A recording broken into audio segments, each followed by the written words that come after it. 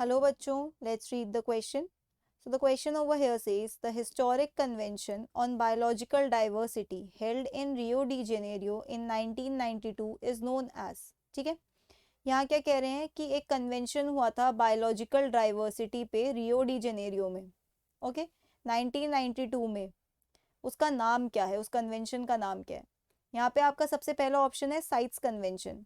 तो sites stands for your convention on or rather convention on international trade in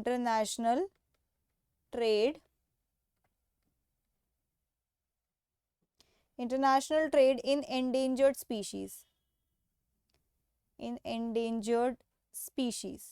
ठीक है, this stands for CITES. अब इस convention में ये डिस्कस किया गया था जो एंडेंजर्ड स्पीशीज है उनका ट्रेड, आपको पता है फ्लोरा और फौना का ट्रेड होता है, ठीक है, अक्रॉस द कंट्री ट्रेड होता है. तो जो एंडेंजर्ड स्पीशीज है उनके ट्रेड पे बैन लगाना चाहिए या नहीं, क्या उनका ट्रेड किस तरीके से हो कि वो उनकी डाइवर्सिटी को हार्म करे ना करे, इस पे एक कन्वेंशन हुआ था जिसे साइट्स कन्वेंशन कहते हैं. नेक्स्ट ऑप्शन क्या है, अर्थ समिट.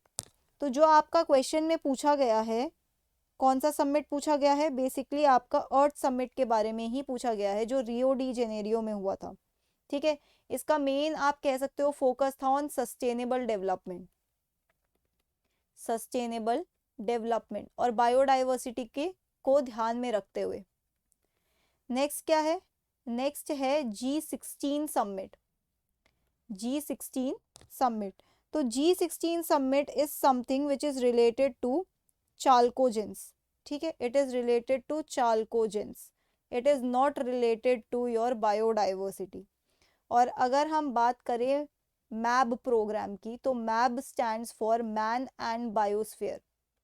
ठीक है, this stands for man and biosphere program. इसमें क्या होता है, इसका मेन फोकस होता है कि पीपल एंड देयर एनवायरमेंट, इनके बीच का जो इंटरेक्शन है उसको ध्यान में रखें. ओके, और फिर डेवलपमेंट करें.